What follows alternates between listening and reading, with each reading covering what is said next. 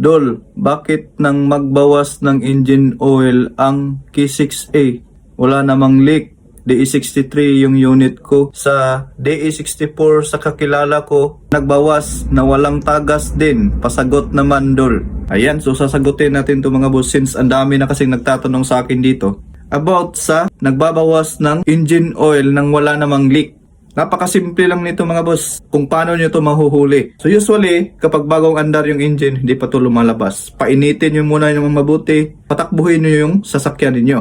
Pag mainit na yung engine mga boss, doon nyo na ibirit. May taga-apak na accelerator at ikaw, titingnan mo yung tambutso. Pag apak ng full mga boss kapag may lumabas na usok na medyo bluish or white bluish, ibig sabihin kumakain na yan, nagsusunog na yan ng oil mga boss. Kahit na konting-konti lang ang nilalabas niya na smoke na bluish at saka white bluish, ibig sabihin